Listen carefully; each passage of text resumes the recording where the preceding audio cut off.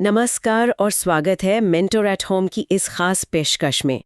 आज हम एक ऐसी लेजेंडरी फिगर की लाइफ स्टोरी में एक गहरी छानबीन करेंगे जिन्होंने मॉडर्न इंडिया पर एक अमिट छाप छोड़ी है। डॉक्टर भीमराव रामजी अंबेडकर, जिन्हें हम सब प्यार से बाबा साहेब कहते हैं। बिल्कुल, एक असाधारण व्यक्तित्व। हाँ, और आज की हमारी ये पूरी बातचीत मेंटर एट होम से मिले कंटेंट और रिसोर्सेज पर बेस्ड है। और हाँ, जो एस्पिरेंट्स गवर्नमेंट एग्जाम्स की तैयारी कर रहे हैं उनके लिए एक खास बात, mentorathome.com जरूर विजिट करें और उनका ऐप डाउनलोड करें। हाँ, वहाँ आपको मिलेगा top quality study material, notes हैं, टेस्ट्स हैं। और सबसे इम्पोर्टेंट, पिछले सालों के क्वेश्चन पेपर्स यानी PYQs का डिटेल्ड एनालिसिस। बिल्कुल, जो आपकी प्रिपरेशन को काफी स्मार्टर और क्या कहते हैं इफेक्टिव बनाने के लिए ही डिजाइन किया गया है।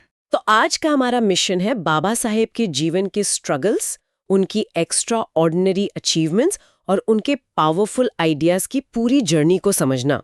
शुरुआत एक बहुत ही बुनियादी सवाल से करते हैं ना। हाँ, पूछे। कि कैसे एक बच्चा जिसे स्कूल में पानी पीने जैसी बेसिक चीज के लिए संघर्ष करना पड़ा, वही बच्चा आगे चलकर भारत के संविधान का चीफ आर्किटेक्ट बन गया।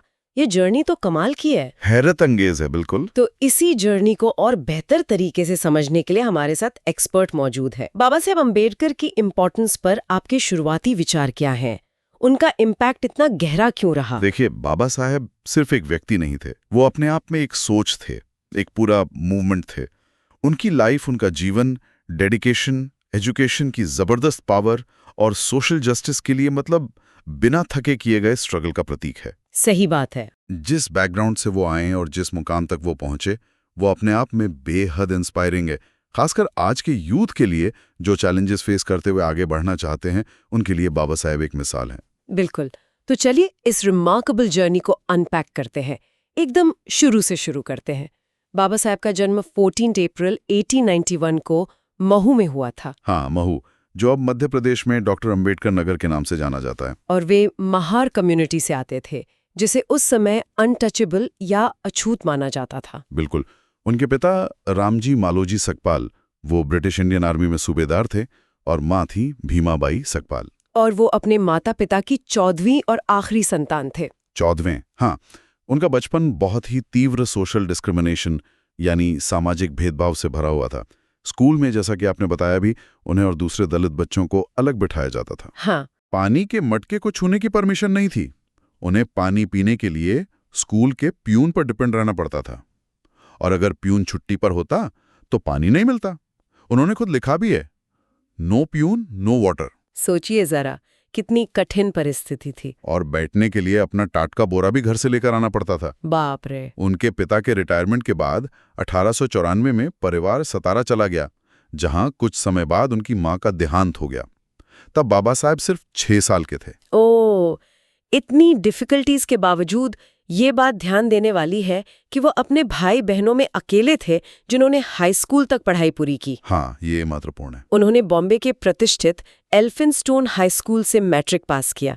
ये भी काफी इंटरेस्टिंग है कि उनका ओरिजिनल सरनेम सकपाल था। अच्छा। हाँ, उनके पिता ने स्कूल में अंबाड़वेकर लिखवाया था, जो उनके पैतृक गांव अंबाड़वे के नाम पर था। ओके। लेकिन बाद में उनके एक ब्राह्मण टीचर कृष्णाजी केशव अंबेडकर, जो उन्हें बहुत मानते थे, उनकी पोटेंशियल को पहचानते थे, हाँ, उन्होंने उनका सरनेम बदलकर अपना सरनेम अंबेडकर कर दिया। अच्छा, ये उनके टीचर का उन पे विश्वास दिखाता है। बिल्कुल। फिर 1906 में जब वो लगभग 15 साल के थे, उनकी शादी 9 साल की रमाबाई से हुई, जो उस समय के कस्टम्स के हिसाब से थी। हाँ। 1912 में उन्होंने बॉम्बे यूनिवर्सिटी से इकोनॉमिक्स और पॉलिटिकल साइंस में BA की डिग्री हासिल की। इसके बाद स्कॉलरशिप की शर्त के मुताबिक उन्होंने बड़ौदा स्टेट गवर्नमेंट के साथ काम करना शुरू किया, लेकिन वहां भी उन्हें भेदभाव का सामना करना पड़ा। ये तो दुखद है। उनकी लाइफ का एक मेजर टर्निंग पॉइंट आया 1913 में। हाँ, स्कॉलरशिप वाला। हाँ, उन्हें बड़ौदा के महाराजा सयाजीराव गायकवाड़ 3 से 3 साल के लिए एक स्कॉलरशिप मिली, जिससे वो पोस्ट ग्रेजुएट स्टडीज के लिए अमेरिका जा सके। अमेरिका? Columbia University? थे। क्या बात है। उनकी थीसिस का टाइटल था एंशिएंट इंडियन कॉमर्स। वहां वो मशहूर फिलोसोफर जॉन ड्यू के प्रोग्रेसिव आइडिया से काफी प्रभावित हुए, एजुकेशन और सोशल रिफॉर्म पर उनके विचारों से। हाँ, ड्यूई का प्रभाव दिखता है उनके काम में। फिर 1916 में उन्होंने एक और एमए थीसिस पूरी की, national dividend of India, A historic and analytical study title से, और कोलंबिया से उन्हें पीएचडी की डिग्री मिली 1927 में। सोचिए उस दौर में इतनी हायर एजुकेशन। सही में। इसके बाद वो गए लंदन स्कूल ऑफ इकोनॉमिक्स यानी LSE। जून 1917 में स्कॉलरशिप खत्म होने पर उन्हें इंडिया लौटना पड़ा, लेकिन LSE से उन्होंने 4 साल के अंदर अपनी थीसिस सबमिट करने की परमिशन ले ली थी। वो फिर लंदन गए और 1921 में MSc की डिग्री ली। उनकी थीसिस थी the problem of the rupee, its origin and its solution. ये थीसिस तो बहुत इन्फ्लुएंशियल रही बाद में। बिल्कुल, ये काम आगे चलकर इंडिया के सेंट्रल बैंक RBI की फाउंडेशन में इंपॉर्टेंट साबित हुआ। फिर 1923 में उन्हें LSE से DSc यानी डॉक्टर ऑफ साइंस की प्रतिष्ठित डिग्री मिली। DSc? हाँ, और उसी साल उन्हें ग्रेज इन से बैरिस्टर एट लॉ की उपाधि भी मिली, मतलब वो एक वकील बन गए। क्या बात है। और एक कमाल का किस्सा ये भी है कि 1917 में जब वो इंडिया लौट रहे थे तो उनकी किताबों से भरा हुआ एक अलग जहाज एक जर्मन सबमरीन ने डुबो दिया था। अरे, उनका ज्ञान के प्रति डेडिकेशन इससे साफ दिखता है। वाओ, ये डिटेल्स तो सच में रिमार्केबल हैं। ये उनका रिलेंटलेस परस्यूट ऑफ नॉलेज दिखाता है, जो एस्पिरेंट्स हिस्ट्री, पॉलिटिकल साइंस या इकोनॉमिक्स जैसे सब्जेक्ट्स की तैयारी कर रहे हैं, उनके लिए बाबा साहेब की एजुकेशनल जर्नी यकीनन एक इंस्पिरेशन है। बिल्कुल है। और इस तरह की क्रूशल डिटेल्स को समझने और याद रखने में मेंटोर एट होम के रिसोर्सेज बहुत हेल्पफुल हो सकते हैं। उनकी वेबसाइट mentorathome.com और ऐप जरूर चेक करें। वहां आपको स्ट्रक्चर्ड नोट्स और एनालिसिस मिलेंगे। हाँ, बिल्कुल। अब बात करते हैं बाबा साहेब की एक सोशल रिफॉर्मर के तौर पर काम की। इतनी हाई एजुकेशन के बाद भी जब वो भारत लौटे तो डिस्क्रिमिनेशन खत्म नहीं हुआ था। नहीं हुआ। बड़ौदा में महाराजा के मिलिट्री सेक्रेटरी की पोस्ट पर भी उन्हें अनटचेबिलिटी का सामना करना पड़ा और जल्द ही नौकरी छोड़नी पड़ी। हाँ, ये बहुत पीड़ादायक रहा होगा। उन्होंने फिर प्राइवेट ट्यूटर, अकाउंटेंट जैसे काम किए, एक इन्वेस्टमेंट कंसल्टिंग फर्म खोलने की कोशिश की, लेकिन उनके दलित होने के कारण ये सब बहुत मुश्किल रहा। जाहिर है। फिर वो बॉम्बे के Sydenham college of commerce and economics में पॉलिटिकल इकोनॉमी के प्रोफेसर बने, लेकिन वहां भी दिक्कतें थी। दूसरे प्रोफेसर्स ने उनके साथ कॉमन वाटर जग शेयर करने पर ऑब्जेक्शन किया। अनबिलीवेबल। बिल्कुल, और शायद इसी अनुभव ने उनके अंदर के सोशल रिफॉर्मर को और ज्यादा एक्टिवेट कर दिया। उन्होंने डिसाइड किया कि अब इस अन्याय के खिलाफ सिस्टमैटिकली लड़ना होगा। 1919 में उन्होंने साउथबरो कमेटी के सामने गवाही दी, जो गवर्नमेंट ऑफ इंडिया एक्ट 1919 बना रही थी। उन्होंने वहां दलित्स के लिए अलग से वोटिंग राइट्स यानी सेपरेट इलेक्टोरेट्स और रिजर्वेशन की मांग रखी। अच्छा। 1920 में कोल्हापुर के शाहू महाराज की मदद से उन्होंने मूक नायट यानी लीडर ऑफ द वॉइसलेस नाम का एक वीकली पेपर शुरू किया। हाँ, ताकि उनकी आवाज सुनी जा सके जिनकी आवाज दबा दी गई थी। बिल्कुल। फिर 1924 में बहिष्कृत हितकारिणी सभा की स्थापना की, जिसका मेन एम था दलितों में एजुकेशन प्रमोट करना और उनकी सोशियो इकोनॉमिक कंडीशंस को इम्प्रूव करना। हाँ। उन्होंने बहिष्कृत भारत और समता जैसे जर्नल्स भी शुरू किए। 1927 उनके स्ट्रगल का एक बहुत ही सिग्निफिकेंट साल लगता है। हाँ, महाड़ सत्याग्रह वाला साल। हाँ, उन्होंने पब्लिक वाटर सोर्सेस को सभी के लिए खोलने के लिए महाड़ में एक बड़ा सत्याग्रह लीड किया। वहां उन्होंने और हजारों फॉलोअर्स ने चावदार तालाब से पानी पिया, जो उस समय दलितों के लिए वर्जित था। बिल्कुल। ये एक पावरफुल सिंबॉलिक एक्ट था इक्वालिटी के लिए। बिल्कुल। और इसी साल 25 दिसंबर को उन्होंने जाति व्यवस्था और अनटचेबिलिटी को जस्टिफाई करने वाली मनुस्मृति की पब्लिकली निंदा की और हजारों लोगों के साथ उसकी कॉपीज जलाईं। हाँ, इसीलिए 25 दिसंबर आज भी मनुस्मृति दहन दिवस के रूप में याद किया जाता है। सही बात है। फिर 1930 में उन्होंने नासिक के कालाराम मंदिर में दलितों की एंट्री के लिए एक बड़ा आंदोलन शुरू किया, जो कई सालों तक चला। ये सब उनके डायरेक्ट एक्शन अप्रोच को दिखाता है। फिर आता है 1932 का हिस्टोरिक पूना पैक्ट। हाँ, ये बहुत महत्वपूर्ण है। ब्रिटिश गवर्नमेंट ने कम्युनल अवार्ड में दलितों यानी डिप्रेस्ड क्लासेस के लिए सेपरेट इलेक्टोरेट्स अनाउंस किए थे। मतलब दलित सिर्फ दलित कैंडिडेट्स को ही वोट करते। अच्छा। गांधी जी ने इसका विरोध किया। उन्हें डर था कि इससे हिंदू सोसाइटी हमेशा के लिए डिवाइड हो जाएगी और उन्होंने पूना की यरवदा जेल में इसके खिलाफ फास्ट एंड टू डेथ शुरू कर दिया। ओह। हाँ, बहुत प्रेशर बिल्ड हुआ। फाइनली 25 सितंबर 1932 को गांधी जी और अंबेडकर के बीच एक समझौता हुआ, जिसे पूना पैक्ट कहते हैं। हाँ। इस पर अंबेडकर दलितों की तरफ से और मदन मोहन मालवीय बाकी हिंदुओं की तरफ से ने साइन किया। तो इसमें क्या तय हुआ? इसमें सेपरेट इलेक्टोरेट्स की जगह प्रोविंशियल लेजिस्लेचर्स में जनरल इलेक्टोरेट के अंदर ही दलितों के लिए रिजर्व सीट्स का प्रोविजन किया गया। और सीट्स की संख्या भी कम्युनल अवार्ड में प्रपोज की गई 71 से बढ़ाकर 148 कर दी गई। डबल से भी ज्यादा। हाँ, इसी पैक्ट में डिप्रेस्ड क्लासेस टर्म यूज हुआ, जो बाद में शेड्यूल्ड कास्ट और शेड्यूल्ड ट्राइब्स के रूप में जाना गया। एक कॉम्प्लेक्स कॉम्प्रोमाइज था जिसके इम्प्लीकेशंस आज भी डिस्कस होते हैं। बिल्कुल। और इसके बाद बाबा साहेब का पॉलिटिकल करियर और आगे बढ़ा। 1935 में वो गवर्नमेंट लॉ कॉलेज बॉम्बे के प्रिंसिपल बने। हाँ। और इसी साल 13 अक्टूबर को येवला, नासिक में हुई एक कॉन्फ्रेंस में उन्होंने वो फेमस अनाउंसमेंट की, मैं हिंदू पैदा हुआ था क्योंकि ये मेरे कंट्रोल में नहीं था, लेकिन मैं हिंदू मरूंगा नहीं। हाँ, ये बहुत बड़ा बयान था। उनके डीप डिससैटिस्फैक्शन को दिखाता है कास्ट सिस्टम से। बिल्कुल। 1936 में उन्होंने इंडिपेंडेंट लेबर पार्टी बनाई। इस पार्टी ने 1937 के बॉम्बे प्रोविंशियल इलेक्शंस में काफी अच्छा परफॉर्म किया। हाँ, कुछ सीटें जीती थी उन्होंने। इसी साल उनकी revolutionary book annihilation of caste publish हुए, जिसमें उन्होंने कास्ट सिस्टम और ऑर्थोडॉक्स हिंदू लीडर्स की कड़ी आलोचना की। ये किताब तो आज भी बहुत रेलेवेंट मानी जाती है। सही में। उन्होंने कोंकण रीजन में चल रहे खोती सिस्टम के खिलाफ भी फाइट किया, जिसमें लैंडलॉर्ड्स यानी खोत किसानों का एक्सप्लॉयटेशन करते थे। हाँ, किसानों के हक के लिए भी लड़े वो। सेकेंड वर्ल्ड वॉर के टाइम वो वाइस रॉयज एग्जीक्यूटिव काउंसिल में लेबर मिनिस्टर रहे 1942 से 46 तक। अच्छा, लेबर मिनिस्टर। हाँ, उन्होंने डिफेंस एडवाइजरी कमेटी में भी काम किया। जब पाकिस्तान की मांग उठी तो उन्होंने 1940 में थॉट्स ऑन पाकिस्तान नाम की एक डिटेल्ड बुक लिखी।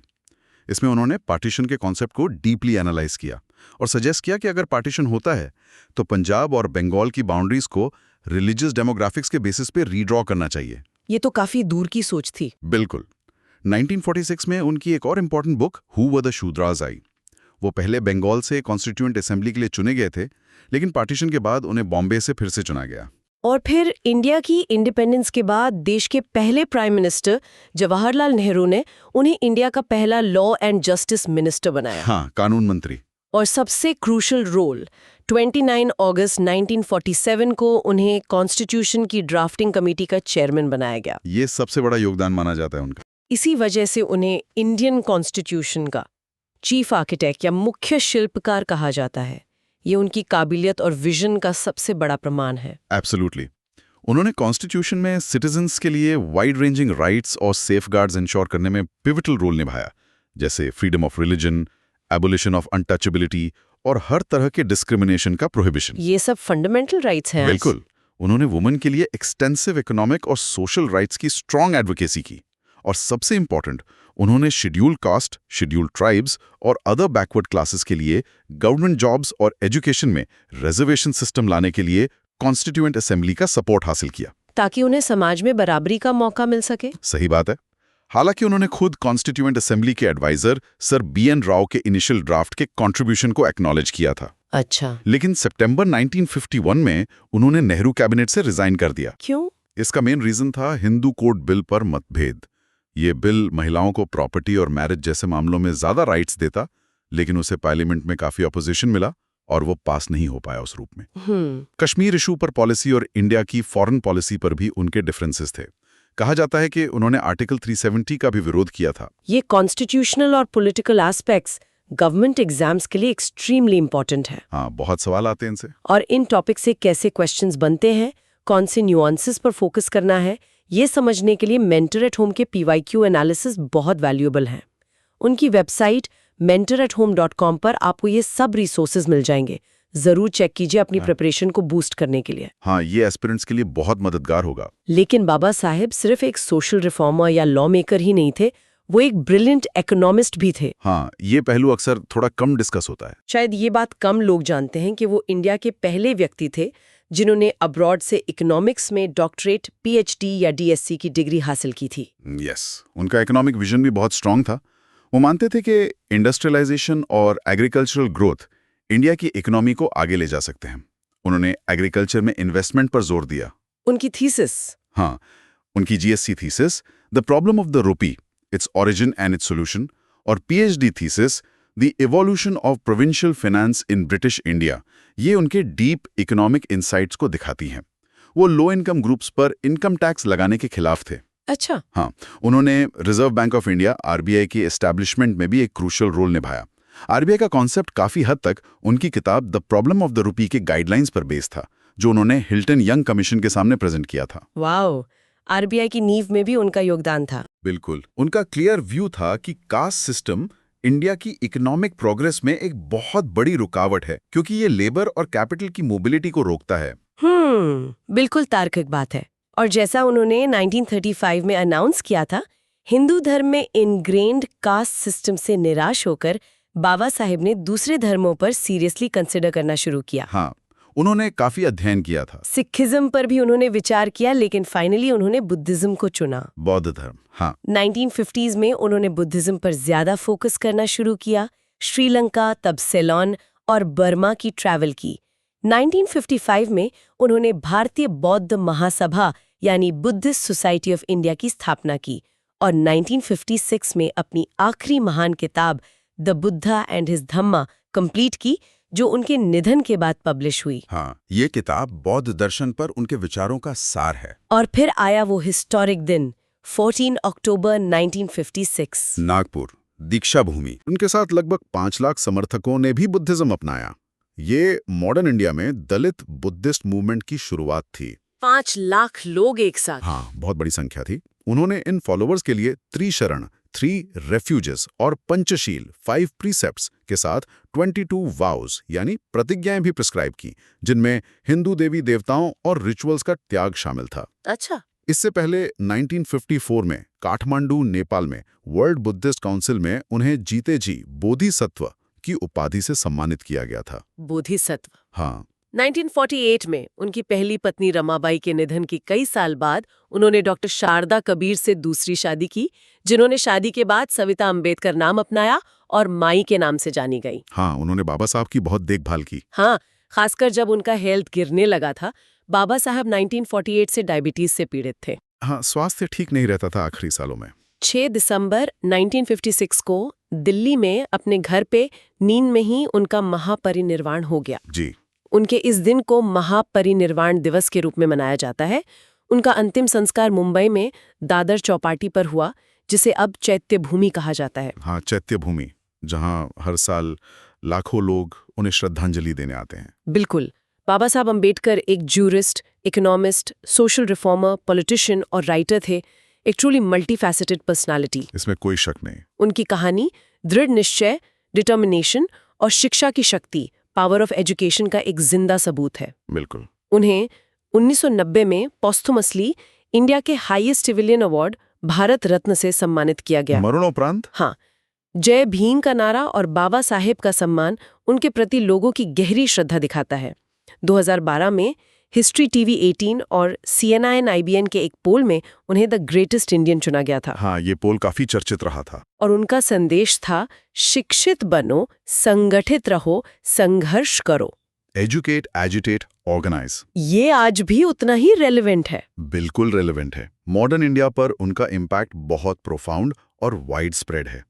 उनके आइडियाज और इनिशिएटिव्स ने इंडिया की socio economic policies, education system और रिजर्वेशन फ्रेमवर्क को फंडामेंटली शेप किया है। कॉन्स्टिट्यूशन मेकिंग में उनका रोल तो अनपैरेलल्ड है ही। हाँ, उनके बुद्धिज्म अडॉप्ट करने से इंडिया और दुनिया भर में बुद्धिस्ट फिलॉसफी में इंटरेस्ट का रिवाइवल हुआ। उनके नाम पर काउंटलेस इंस्टीट्यूशंस हैं। लंदन में जिस घर में वो स्टूडेंट के रूप में रहते थे, उसे महाराष्ट्र गवर्नमेंट ने खरीदकर म्यूजियम बना दिया है। हाँ, सुना है मैंने। और इंडिया भर में उनकी विशाल स्टैचू स्थापित की गई हैं, जैसे हैदराबाद में स्टैचू ऑफ इक्वालिटी। उनकी लेगेसी जिंदा है। यकीनन।